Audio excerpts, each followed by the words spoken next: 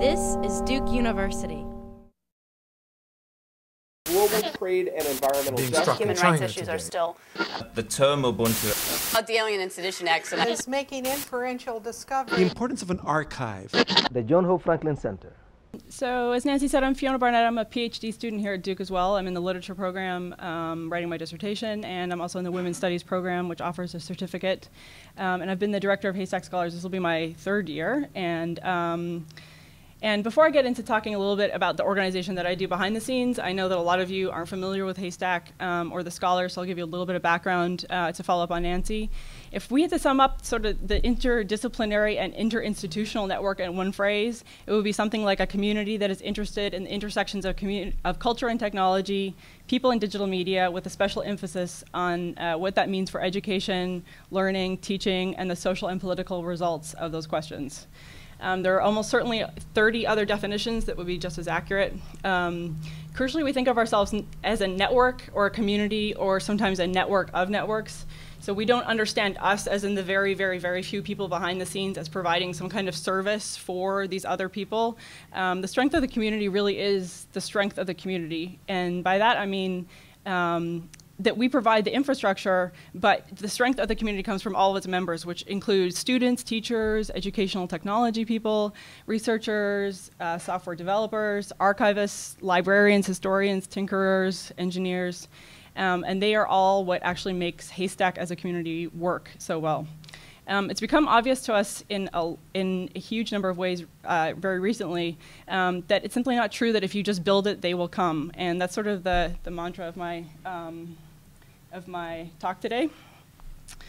I say that very affectionately. Like, it's hard to explain what I do because it's so invisible, and so we were trying to think about what a title would be, and we came up with Nerd Herder. And it's said with love. So the notion of like, if you just build this community or if you build this website that they'll come really doesn't account for understanding who is doing the building, for whom, with whom, for what purpose, and to what effect. And that notion, so sometimes we've built features on the site and they don't get used, right? Or sometimes we haven't built up a certain capacity of the site and people start acting as if it's there. They cobble together things and we have to come up with a solution that addresses that a little more elegantly. But most of the time it's been a really successful experiment in simultaneously trying to build a program and an idea, and at the same time as that system is like literally being used and refined and updated constantly. So we've had to draw on a number of other case studies in other online communities, as well as organizing communities in the offline world to help us establish both this like technological infrastructure that we're building, as well as the social and cultural questions and connections to make it sustainable. So if the answer to if you build it, will it come isn't really no, it's the answer is that they have to build it with you, and sometimes you have to hand out the hammer and nails. And that's the first of my many weird metaphors. So HASTAC as a whole is about 7,000 users, and they participate on a number of different levels, from blogging to posting CFPs to commenting, reviewing books, reviewing new technology, doing interviews. They also hold workshops on their home institutions. They represent HASTAC at conferences. It's sort of like this ever-expanding capacity of content. And as Nancy said, there's 2 programs within HASTAC, and Cheryl and I each sort of organize these two separate programs.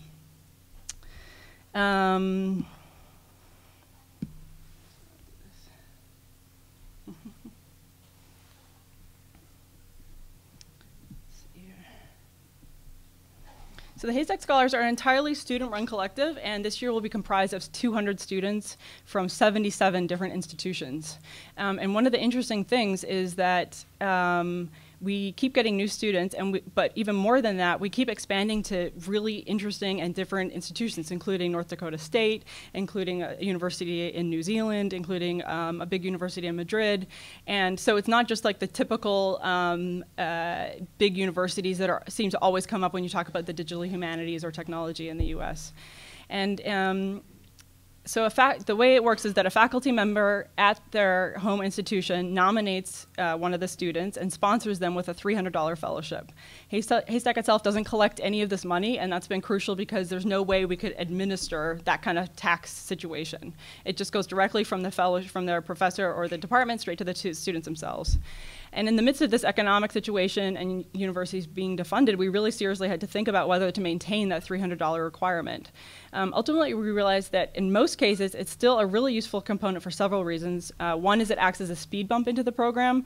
So the process of the scholar having to ask for money in their institution has to show a little bit of intention, and discourages what I call drive-by registrations, which is people that just sort of show up and sign up but never actually come back and participate, so sort of like empty numbers. And it acts also contractually between the scholar and their school, so there's a much lower flakiness level. And in the last 3 years, there really have been no scholars who don't participate in some level quite actively.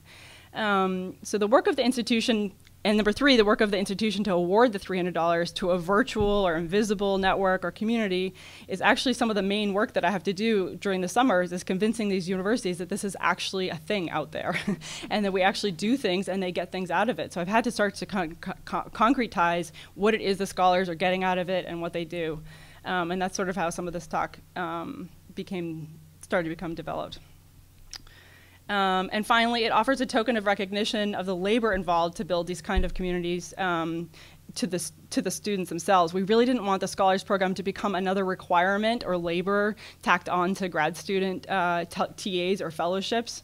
We really wanted it to be intentional and separate from other requirements. But we have some exceptions, including international students.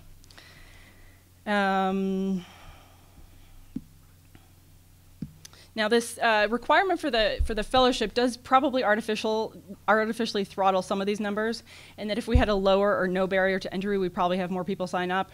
But as I said, the danger is that we'd have a huge, gigantic group, but it's not necessarily that we can't administratively handle more people, although that's partially true. And it's also that that the more active a group is, the higher the participation level in a group, the higher the participation level it inspires. Meaning, even if we doubled the number of scholars, that doesn't mean we double the number of output. If you think about a dance party, if there's one person, you don't want to be the one guy out there like busting a move. You always want like a big crowd out there with you. And it's the same thing for these forums. Nobody wants to be the first one commenting. Nobody wants to be the first one to put up a blog. But if it looks like there's already a really rich conversation, even the lurkers and the really shy people are much more likely to sort of get brought into the fold. So the scholars are nominated for a year-long program, nominated over the summer and the beginning of the fall. We just completed our nominations, and they're active until the following summer, so it follows the school year. And in exchange for this fellowship, the students blog about their own work, the work of their department, or other centers on campus, like the Franklin Center, local events. They interview activists or coders or nonprofits or game designers, teachers, conference organizers they attend. They also blog from conferences and anything else that they'd really like to share. They always come up with new ways of sharing their experience and understanding of technology. They also collectively hold, as Nancy said, these big online forums, which I'll touch on in a few minutes. So, and in terms of the reach beyond our community itself, it's something that Cheryl and I are actually starting to try to figure out and codify, which is we know the forums individually had been getting a number of visits, and they were obviously full of incredibly long comments. But we recently, last year, tallied up the page views and were astonished when the number came back for all of the forums together. There's about 12 forums at 350,000 viewers, or views. So it could have been multiple viewers, but 350,000 views, which is, obviously far beyond the readership of any of our books, or mine at least.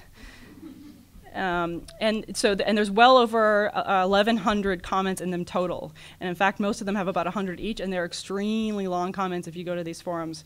Many of them are like multi-paragraph mini essays with multiple points and citations. And the students themselves are not only from 77 schools, they're from like every disciplinary interest, from art historians to anthropology to museum science, learning science, cinema studies, et cetera, et cetera. And so the question is, if you can convince all of these schools to pony up $300 and promise the students an interdisciplinary conversation, how does it happen? And one of the main points I'd like to establish today is that even though it's mostly happening online, nothing about it is purely digital or instant. It takes a really big deal of effort and concerted effort and strategic effort to support and establish some of the parameters and ideas, and also enough restraint to step back and allow them to take charge. Skip some of this. The main thing that we've learned is that interdisciplinarity does not always come naturally. People are busy, they're overworked, and they haven't all been trained in the kind of interdisciplinary thinking that they want to establish on the site or that we hope they do. And so one of the things we've had to do is actually establish it in the mandate of some of the requirements on the site. For example, the forums themselves have to be hosted by at least 3 schools and at least 3 different disciplines. So that means that people can't just like group together with the people they know and the language that they know how to talk about the conversation in. They really have to start to establish a common ground. These forums are held once a month during the school year. They're featured events, and they're highlighted for about a month before another forum goes up. They never close, so we always have some conversations going on, but most of the forum activity happens in that first month. We also invite specific people to be called guest speakers. We haven't really come up with a better term, who are folks outside of the scholars community and are experts in their field to participate in the forum, and their names are listed. They can include this as like as a conference participation. They answer tons of questions, and they provide a really rich conversation. The announcement itself also goes out to tons of external groups and listservs, including topical listservs for whatever the forum is on. And so the conversation in the forum is not only the scholars, it's people literally from all over the world. And in thinking about building academic communities, and particularly this kind of digital community where we don't already have some kind of relationship or know each other, I was thinking about the word imagination.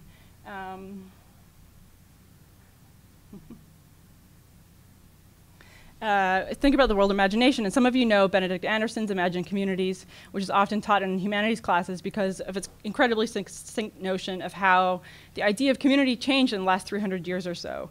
Rather than being based on an everyday face-to-face notion of a community where you could know everybody within it, Anderson said that the concept of nationalism is an imagined community, is one where, despite never knowing most of the fellow members, you have an imagination of what that person is and your connection to them, and that connection is no less real, as we all know. I'm going to skip some of this.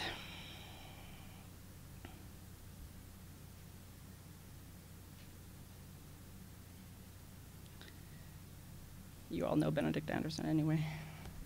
So one thing I've realized is that the HASTAC Scholars, and maybe all of these new kinds of collaborations, especially those who operate mostly online, but even those that don't, aren't just imagined communities, they're imaginative communities or imagining communities.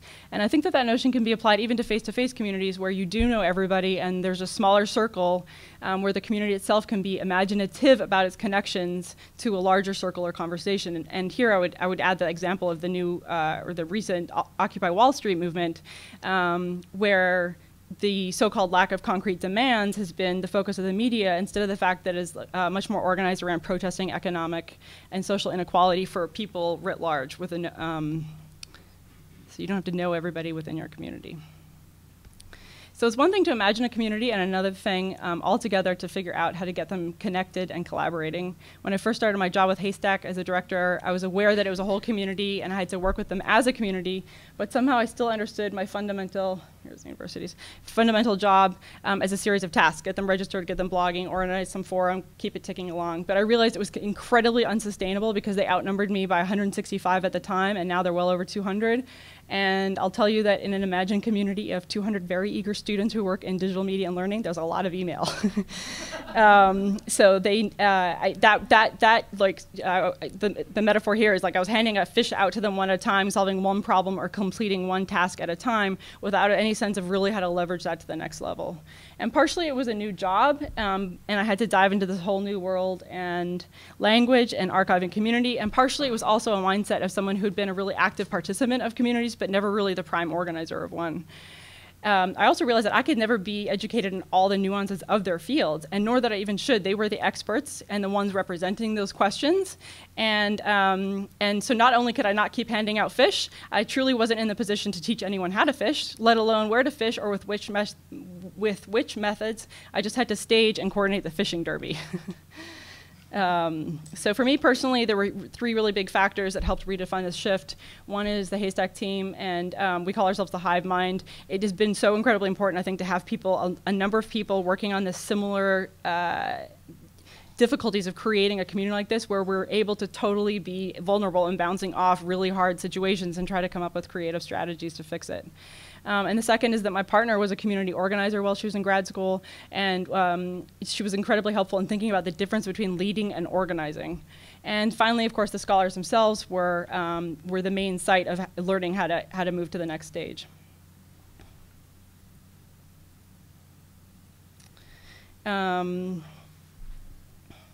And as I said, one crucial difference between some of the more traditional models of groups and these newer collaborative communities, actually they're not newer, but the collaborative communities in general, is that an effective community organizer doesn't think of yourself as a leader. It's literally impossible for me to think of myself as a leader of the scholars. They are all the leaders in their home institutions and in their disciplines and in other communities. And at various times, certain scholars within the community are acting as different leaders depending on certain conversations, but that changes. So they are the collective and ever-changing leaders, and I'm something like the air traffic controller that makes sure they fly in sync and try to make sure some of the planes are flying all the time. Oh, so now I'm a air traffic controller and fishing derby organizer. Thanks. That's how I think. That's the only way I can think. That's why I failed economics. Okay. So number one is so these are sort of the 3 different stages that I had to work through consecutively, but now I think they work at all times. One is the nuts and bolts of this job, which is like literally how to blog, how to host forums. These are the building blocks. And they were almost things that now could be spelled out in an FAQ or a series of detailed instructions, but occasionally they require a little bit more technological help. To continue the fishing derby, this is the hooks, the bait, and the depth meters, the literal material. The second thing is tactics. And sort of the second level I was able to work through, which was some knowledge of good tactics to deploy at different times, how to time particular events to coordinate with conferences, how to present information to our hugely interdisciplinary group, and how to encourage them to rethink not just the tiny question or conversation in their field, but make it relevant to people who are completely outside their field. Why should somebody in music studies care about 18th century digitized architecture, right? So I mean, you really have to like recreate these questions in order to understand the other kinds of people who will be trying to think through them. And so, again, the fishing derby, this is the actual staging of the derby and helping them establish their goals and needs and abilities to work within that paradigm. And the third thing is creative imagination. And this has been the more important step for me, is that even though I'm not any kind of leader, I have been a little bit of a institutional memory, right? So I've worked from year to year to year, and so I do have some understanding of different tactics at different times, and not only what has worked in the past, but based on all of the evidence so far, how we might reimagine something in the future. And that's been, and as an organizer, it's definitely not my job alone at all to imagine the community, but it is my job to sort of foster a sense of connections and resources beyond their individual moment. Let's take a step.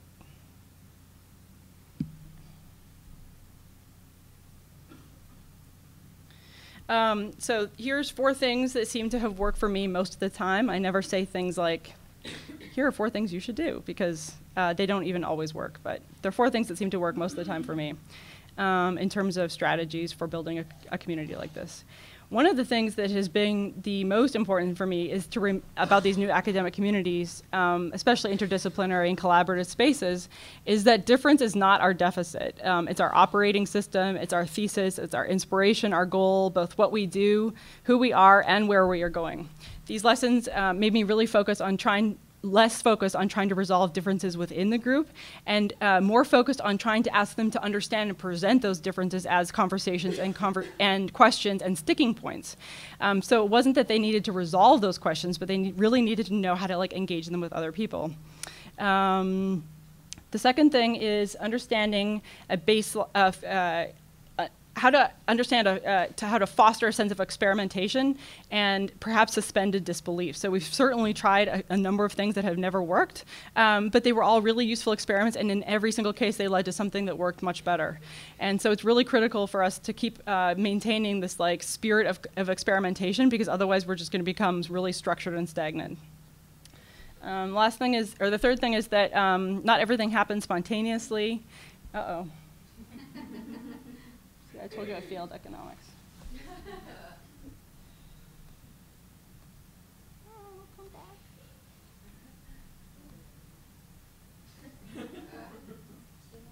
Oh no, okay. Not everything happens spontaneously, and that's the slide that says sink or swim. It doesn't always work. And so that you can't expect them just to be brought into this program and know what to do instantly. I do so much work behind the scenes, and that always comes back 100-fold in the level and quality of the public conversations on the site and off. So oftentimes I'll do things like I'll make specific blog topic recommendations to certain scholars, individual people, or invite them to interview another particular person, or ask them to specifically for them to cover a news story, or connect them with others, or blog from a certain conference. And once that scholar often gets going, then they're able to kind of keep going. But sometimes it takes a little bit of carrying through the initial sort of shock of posting on a site that gets like thousands of viewers a day. The fourth thing is new academic communities like this are never built in isolation, and we literally could not have done any of this without any of the support of the very traditional universities that are part of it. And they support the literal infrastructure, and they also have supported the sort of academic community that needs physical spaces to work in sometimes. And the last thing,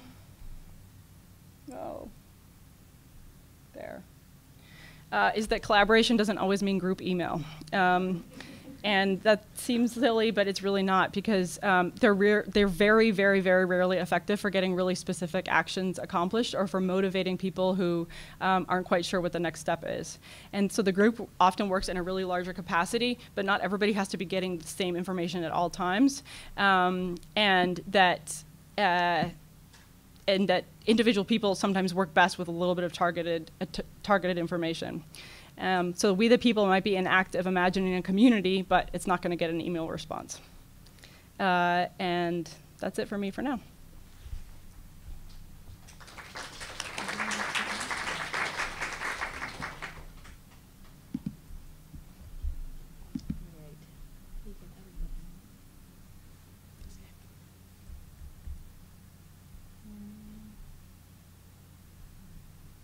We're stuck in our technology here.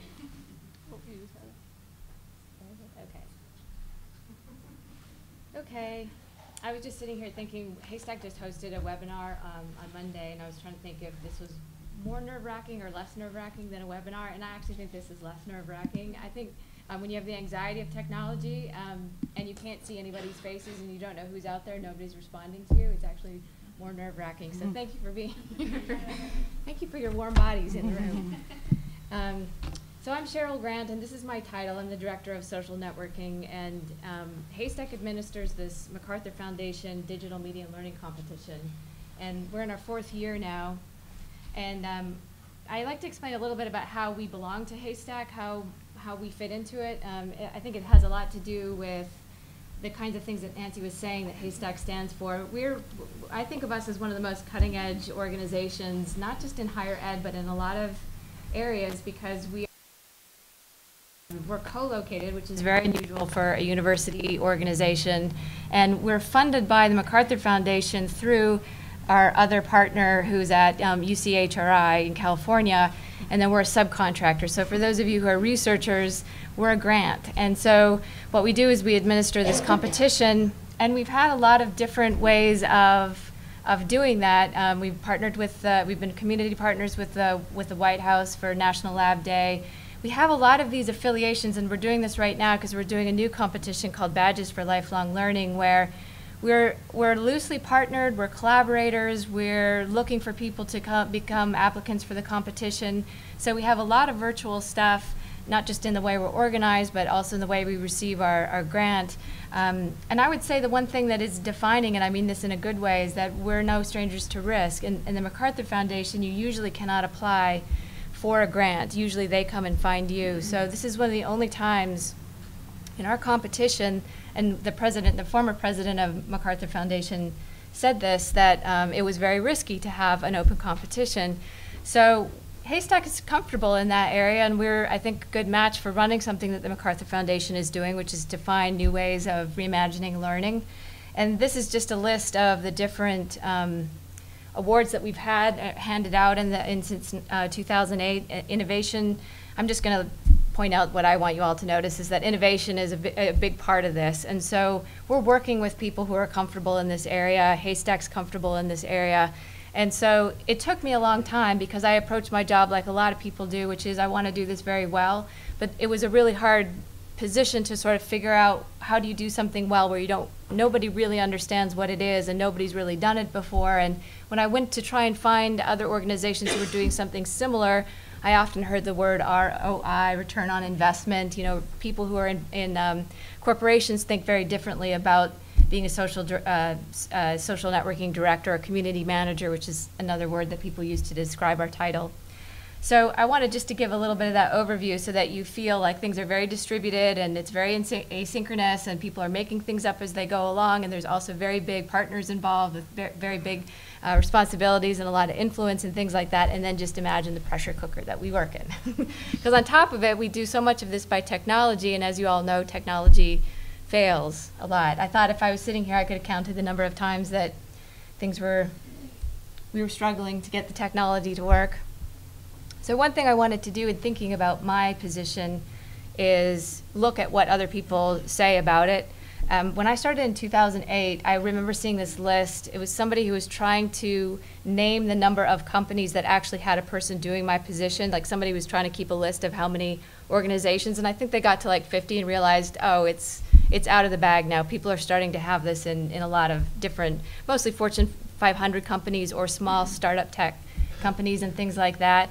So I just wanted to take a look and see, and Director of Social Networking has sort of been moved aside, and Community Manager is the one that people seem to use more often, but I did find one for my description that I was looking for, and there was about 20 different points saying what you need to do well in order to do this job, and I thought it seemed really stupid. You know how those lists of things, and you read it and it's not very helpful. It says things like be passionate and be driven and be willing to change and all that, but I put it in a Wordle and I thought it was really interesting. I thought I would look at the words, and I would say that there were some things that were missing. I actually took one out because I didn't think that they had to do with metrics, and our situation's a little bit different.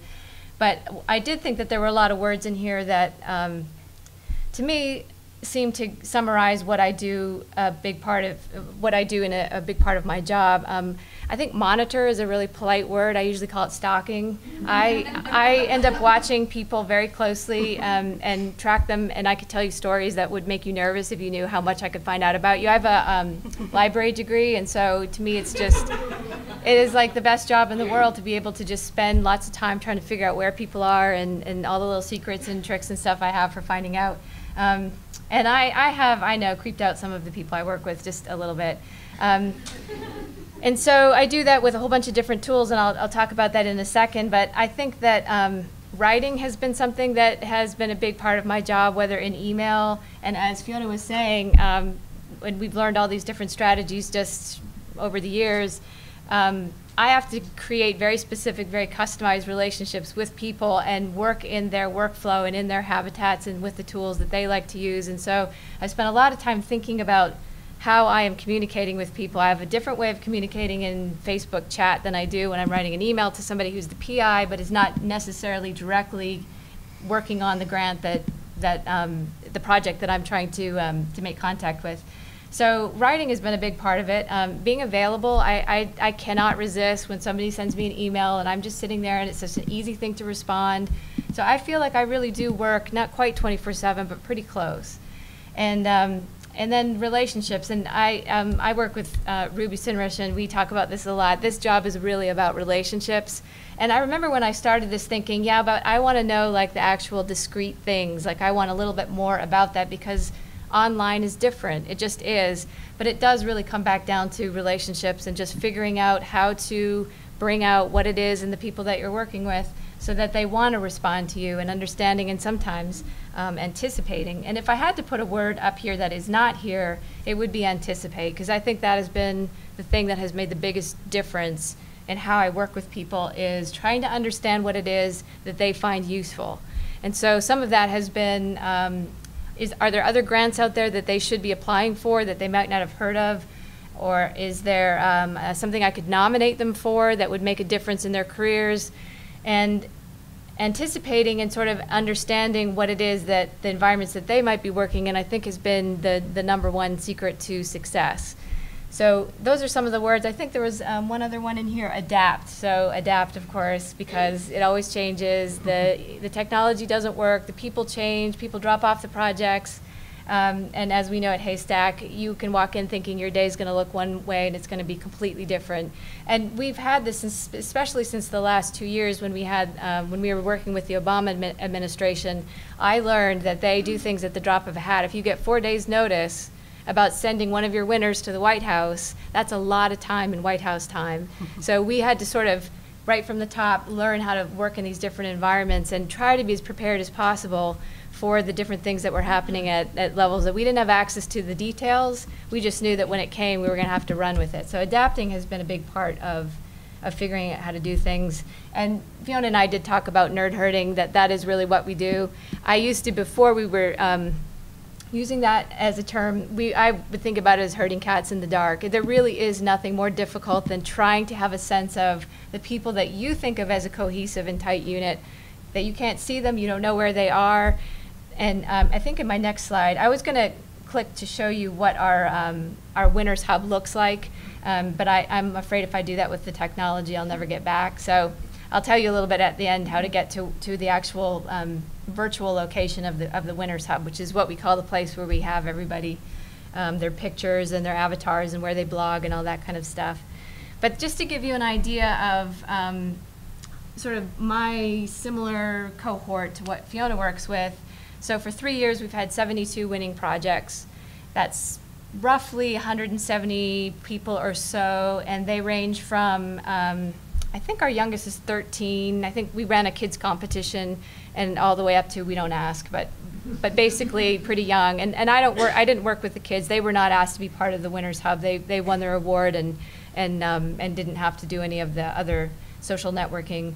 But we have done webinars. We've used all kinds of different tools. We are not afraid to experiment. You sort of have to be, and then you also have to sort of be able to bring down your anxiety level when it fails. We use Google Wave, and I don't know if anybody is familiar with Google Wave, but it was the worst experience. It was the dumbest experience. And Kathy, who is the co-founder of HASTAC, who we work for, said that we were one of the first big cases to sort of test it to its limit. We were trying to do a lot of asynchronous stuff and people from all kinds of different time zones. And you know when you're in a webinar and you're using a technology and everybody's like talking about the actual technology not working, that you're in a bad situation. So, and that was with, I think that year we had our most international people involved. So that's a lot of different countries and a lot of different time zones and a lot of people on different software trying to use this brand new thing that Google itself didn't even really know how it was supposed to function.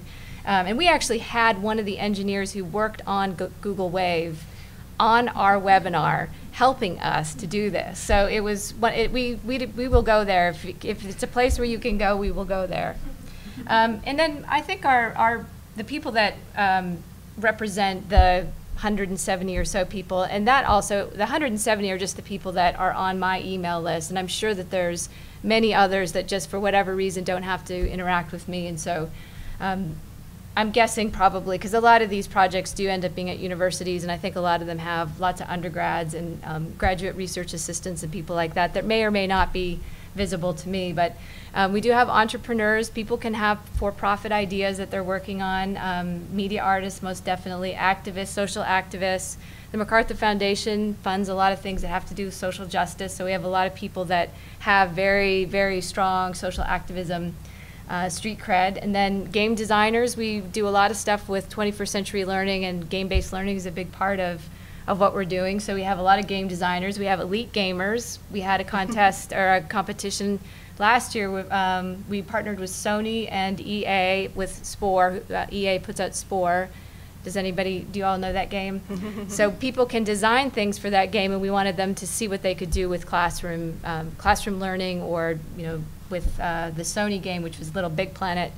We asked them to do STEM, some sort of STEM-based learning, so they had to come up with things that would teach physics using this little character. And anyway, if you haven't played it, I won't go into it, but they are elite gamers. That's basically what they do. They have spent so much time in this game, and they can design for it. So they won in that contest last year. Then there's students, educators, journalists, musicians, but the majority of them are academics. Most of them, I think, because they understand how the grant world works a little bit more, and are a little bit, I've seen some of the, especially the gamers, when they decide they really like working in this area. They've been designers for entertainment. They really like doing the learning thing as well, because it asks of them something a little bit different. How to make broccoli taste good is sort of what the task that they are given. And so when they try and get into writing grants, they don't have the support like universities have, and it can be pretty hairy. So most of the people seem to be academics in one way or another. So this, to me, is what my workspace looks like. If I had to conceive of it, if I had to visualize it for somebody, this is what the inside of our lives looks like. And it's really, I would say it's probably it is a little bit, because I used to follow some of the blogs that would talk about the new tools coming out, and it just made my heart palpitate, because I felt like one of these is going to be big. Like Google Plus, when it came out, I just thought, I really wanted to put my head in the sand, because I just felt like we have so many channels that we're watching, so many different places where people are getting, putting their information out. I mean, if I were to monitor all of the different places where people are, I wouldn't get anything done. So I think this is a good depiction, and for the most part, it comes down to I mean, I make this sound like it's so ordinary now, but Twitter and Facebook and LinkedIn, we have a new one that we're using called Scoop It, if people know. So curation is a big thing now. So we have to sort of stay on top of these, and I'm really lucky at HASTAC, because I've got everybody I work with is very savvy about media. We have a director of new media strategy, so I can go into Ruby's office at any time and say, I don't know how this works, and she's got a very methodical type of thinking about how to approach this. Like for me, I just want to hit a bunch of buttons, and I don't want to read the manuals or do the tutorials and things like that. So it's made me very lazy to have somebody to help. And Fiona and I, too, can talk about some of the things that work or don't work. But this, I think this, I would love to see like the shape of a brain around this. I think this would describe exactly what our day is like. And for those of you who work with lots of tabs open on your browser, you can imagine people will say things to me like, well, you just need to get offline, and we can't with our job. We have to be in there. And so fortunately, too, we work with Kathy, I think, is probably the most supportive person for having things stream in and out of your life. She knows that this space now has collapsed at work and office and home and friends and shopping and all kinds of stuff. So we all sort of can talk about this and have a lot of support about how we do things and what works and what doesn't work. And I will say, before, just recently, Fiona and I both worked virtually, so we would sort of parachute into the office, and so all of our work was very virtual. We both were working out of our homes and then coming in, and it was kind of strange to come into an office and try and get a feel for what the dynamics were. You knew everybody, but you also knew there's a lot that's happening that you're not seeing online and things like that. So it's changed a little bit for me, and I can say that I actually have become very glad to see people, because it's nice to break things up so that you're not completely online all the time. So I wanted to, my dream, if I could do anything with the winners, would be once they get their award is to spend a couple of days at boot camp where we just talk about what's going to happen in the year ahead. I could spend 2 hours explaining to them what HASTAC is, and then another hour explaining how the MacArthur Foundation has basically, they have started this field of digital media and learning, and there's a huge, huge field that has come out of this, and the competition is the public piece of it. And it's kind of this shiniest because it's connected to, right now with the Obama administration, it's getting a lot of publicity, and we have a very unique competition this year, so we're getting a lot of attention. But one of the things I would love to do at this point, now that I've been working with them for 3 years, is to tell them what my assumptions are. And so I just put together a couple of slides, just 3 things. to say at the top what my assumptions are and have been, and then at the bottom some of the lessons learned that I've had. And I always wanted, when I started this job, for people to give me something really discrete and sort of tool-based, and this is how you do it. And I ended up coming up with all these warm and fuzzy things anyway. I think it just happens. You become philosophical once you reach a point where you think you understand what you're doing. So these aren't necessarily about tools, but they're sort of about an approach to tools and how to think about technology and people when you're working with a community. So it was an experiment when I started. The idea of a foundation using a social network to network the grantees, to my knowledge, has not been done. I know a lot of foundations use networks, use social media to broadcast what people are doing, but we're actually using it to network people. So when I started, Kathy Davidson, when she was hiring me in my interview, I said, how will I know when I've succeeded? Like, what would be the metrics for success? And she said, well, you can't fail because it's never been done before, which is a great person to work with. And so that really gave me a license to try a lot of different things. When I started, there was a Ning community that had already been created by the person before me, and it was closed. And so when I came in, we had a conversation about whether or not to open that. There was not a lot of activity, and there was a lot of stuff being pulled out of email and then reposted back into the community. And they all, the ones who participated in the poll said, yeah, let's make it open. We did that, and then we went over to our website. We brought them into our website. We were Drupal-based, and created a winners hub for them there. And so there's an interesting conversation to have about private and public, especially with the kinds of people that we were working with. And I will say that my assumption was that if these people are using social media and they're in our competition and they're working with participatory media, that they're probably going to be comfortable with a lot of these different things. So, so some of the assumptions we had were that innovators are comfortable with experimentation and risk. This tends to be a very specific kind of person, is what I'm discovering. Like, these are people that really don't mind winging it and taking risks and gambles, and usually very well thought out. I don't mean risk like woohoo and just not thinking it through, but they're very comfortable with the idea that they're going to have to adjust a lot. The other assumption, Web 2.0 people will know how to use Web 2.0 tools and share their Web 2.0 work. So again, these are assumptions. And then, as Fiona was saying, we will build it and they will come, because they come to Facebook and they come to Twitter and they come to all these other things. But for everything that you see that's very successful, there are hundreds of thousands that just have crickets. People come and just leave, and there's not a lot of activity. Big idea people gravitate to other big idea people. So we figured if these are people who have won, they probably have lots to teach each other. They could learn from each other. We're making this stuff up as we go. And similar to how I felt about Fiona having a similar job to me, it's nice having a conversation with people who are doing the same thing. And it's not so easy to find them. So that's what we wanted the network to do. The lessons learned is people who win prestigious awards don't like to talk about their FUBARs. They do not want to necessarily share the things that aren't going well. And one of the things that we had hoped for was that people would share that information. They would say, we tried this and it didn't work. And that turned out to be not the case. People don't want to disclose. And for those of you who work with grants, you may know this, that you might already have completed some of the work that you applied for, and you're moving money around because now you have another idea and you're using that money. I mean, there's things that are happening like that, and they want to make sure whoever's talking to the MacArthur person, which is how they saw me, doesn't say that. And so they were very careful. I always felt like there's like a spokesperson type feel when you're on the phone with somebody, and I could sort of get a feel for that. And I really wanted to know what kinds of challenges are you having that another group might be able to help you with. And it could be anything like getting phones into Africa. How do you get in 150 phones to Africa? How do you get those through customs? Like, somebody else may have gone through that. And I really didn't find that people wanted to talk about that. And big things happen, like maybe a person was a PI on a grant and then got another job. And it would take months before I would find out, and I'd find out through a third party who just sort of let it slip.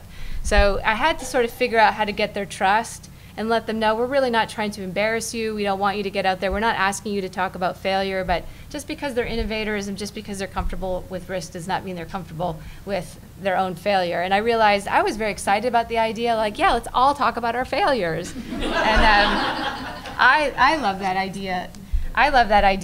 But they not so much.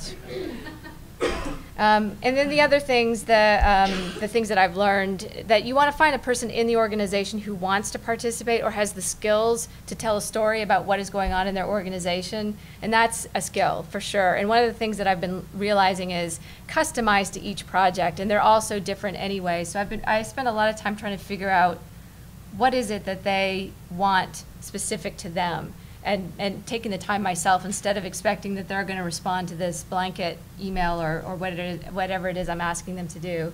And also, I realized everybody's experiencing tool fatigue or information overload or something. There's this anxiety level about yet another tool that we're introducing. So at this point now, I feel like I roll back. Like if there's a technology that's fairly universal and it's been out for longer than 3 years, go to that. And I would rather do a conference call at this point with a Google Doc to help everybody sort of keep organized than try to do something like Google Wave again. So one of the assumptions that had to change, we did experiment and then we started to adapt, and we adapt a lot. The assumption was people pay attention. Organizations are filled with people who love the 21st century. Technology always works when you need it to, and people are curious about new ways of connecting with social media. So those assumptions, I think, are probably true for all of us. This one about organizations are filled with people who love the 21st century, they are not. And one of the things about my job, and I think, and it'll be interesting after when this grant is over and moving on to another one, I think there will be some reentry shock. And I keep having these moments where I realize, oh, this thing that I'm seeing is not stupid. It's that this person's thinking in 20th century ways. It doesn't occur to them when they do, when they think that they're going to put something on Twitter, that you can't just put it on once. You know, you have to have a following, and you have to figure out how the tools work, and you have to understand how the behavior around it is working as well. And I do think, like a cat herder, I assume everybody is at least partially ADHD. And if I do that, if I think about using what I think of as ninja organizational tools, then I know it's on me to be more organized than the most organized person that I'm working with. So that might mean email reminders at timely times. I do Google Docs. This hive mind that we have developed, for me, it means that when I'm in an event and when things are getting kind of hairy and when we're trying to work with a lot of different people who all think they need one person, make sure that that information is distributed and everybody knows where to get to it and how to get to it, and just take everything that I know and try and make it as easy for everybody to get to. In our world, because it's so complicated, we have the DML Central, which is this bigger part of what the MacArthur Foundation is doing. A lot of people think that I run that organization. I'm sure Fiona gets the same stuff too, that when you hear the word director, you think, well, you must be the person who's running the MacArthur Foundation. Things like that. We have to be thinking all the time how to make sure that information is easy for them to sort of parse. And I agree. My mom thought we were getting Genius Awards. Exactly. One of the things I do say about to the winners is, you know, people are either going to think you're a genius and we call you winners for the rest of your life. That's how we refer to you. So even if you don't get a whole lot of money, you do get you get called a genius by most people and winners by us.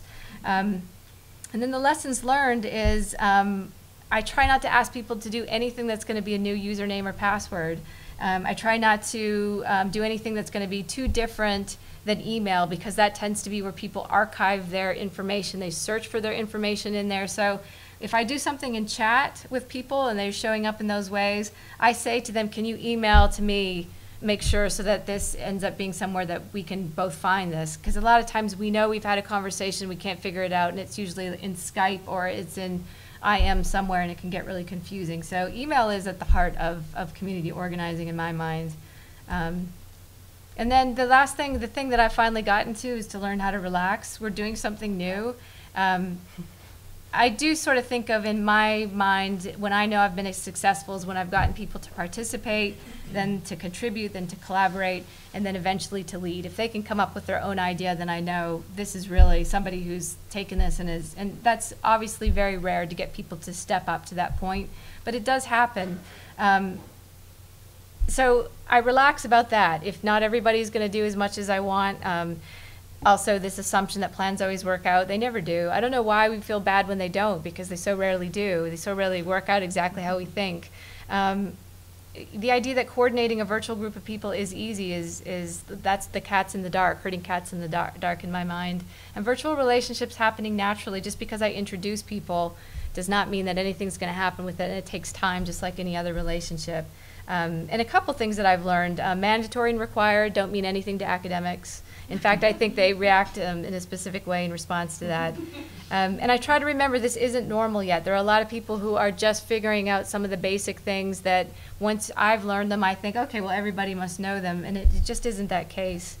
And I'm trying to think about being the director of social networks. I try and think about there not being any borders to that, so that I don't think, okay, well, I need everybody to be just networked with each other. They need to be networked with people who are doing similar work. And so I sort of have done more of like a mass approach, instead of just thinking about they all working together, looking outside to see what other talent is out there that might help them move forward with whatever it is that they're doing.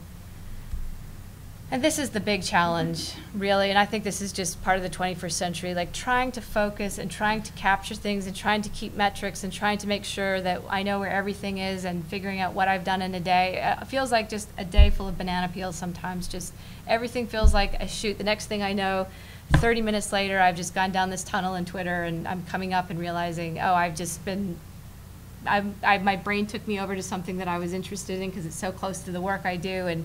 And so trying to focus has been a big challenge, and like I say, I work with people who really understand that, and so trying to come up with what my workflow is and how to make sure that this doesn't completely take over my life, and so they have some boundaries between work and home and things like that. Trying to focus, I think, is just part of being in the 21st century, but it's a big part of this job because you can't go offline like people seem to always give me advice to do. And then here are some secrets that I've had for success, and I'm going to just skip over because I think we're getting close to the end here, but the Spreadsheet Appreciation Society, and I saw something today, it was a cartoon that said, if you color code your spreadsheets, you are a nerd.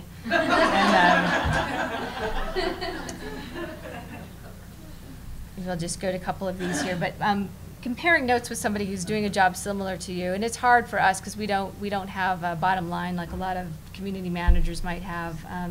Paying attention to people, working with excellent people, just all these things are very similar to any other job. But really I've learned that it's not about the technology, and what I try to do is lower people's expectations, that we have high expectations about what they're going to be able to do.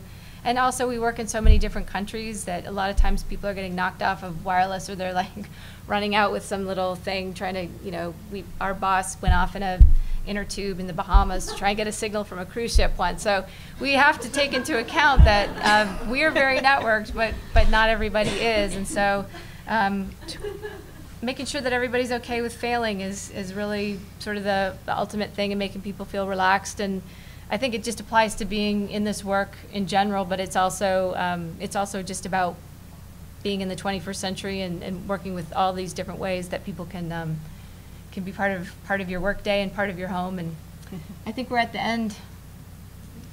We can take some questions though, if people want to stay. Right? Yeah. We're happy to take questions if anybody wants to stay. We have 5 minutes for questions if you just want to direct the person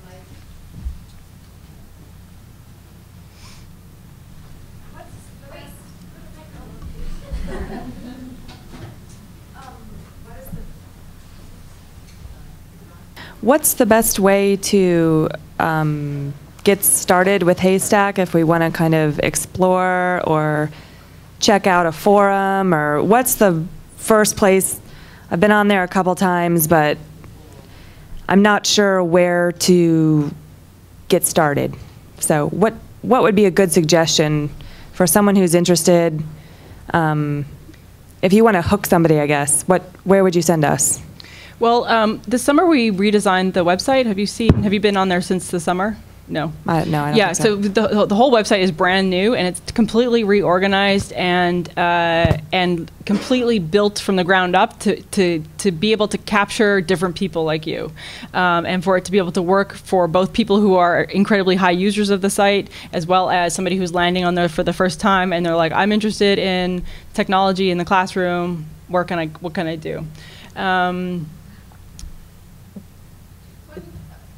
So one of the things that you want to talk? Well, I can, or Yeah, I can, or or Ruby. our director of new media Yeah. strategies who kind of helmed the redesign can talk. But one of the ways to kind of at a very beginning stage interact is through the topics navigation at the top of the site.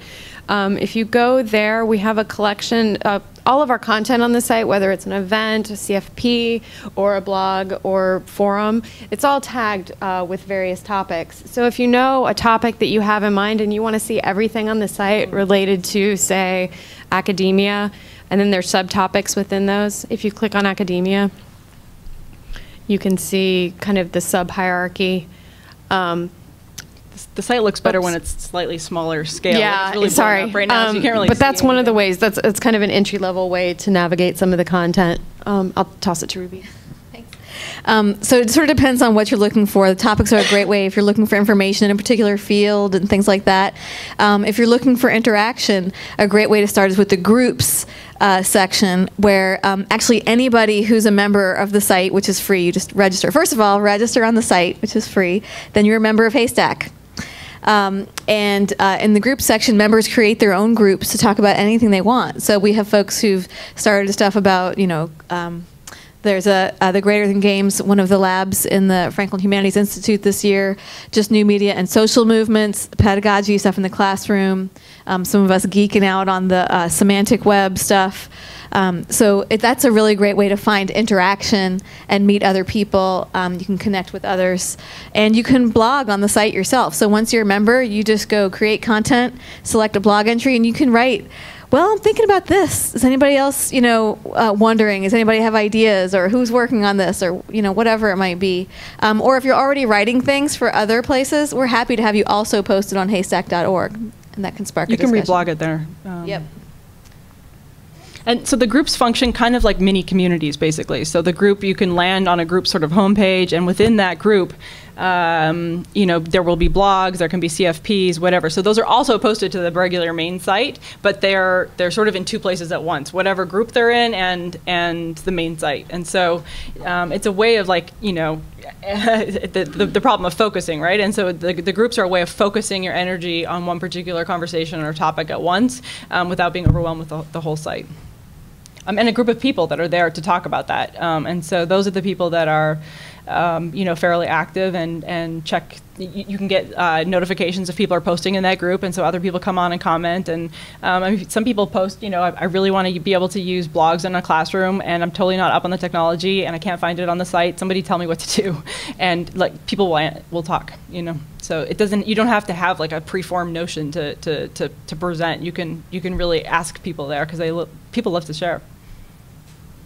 Yep. So with your account, you can create, you can invite people to become part of a group. Right. Just as simple as that. Right. And I can add my content and write questions. Exactly. So you can log on, you can make your site, your group, you can have a group logo, you can make your group, and there's 4 different privacy settings for the group. There's one that is the most public, everybody can see it, and anybody can join without any kind of permission. There's public, where everybody can see it, but you have to apply to be let in. You have to say you want to be admitted, and the group administrators have to let you in. Another one is you have to be invited. You can't just apply. And the last one I think is completely private to anybody but those who are in the group. And so that can be used for. We use some of that for internal HASTAC stuff now, where not everybody needs to see our random meeting notes, and classes can use that. Anybody can, depending on what you need out of a group, it can be public or private. It is. We're also more than happy to take any questions via email or on the site, and or IM or whatever. We're big into helping people create other communities, so we're happy to help if we can. And we have a competition right now. You can apply to that. If you have an idea for badges. Thanks, everyone. Produced by Duke University. Online at duke.edu.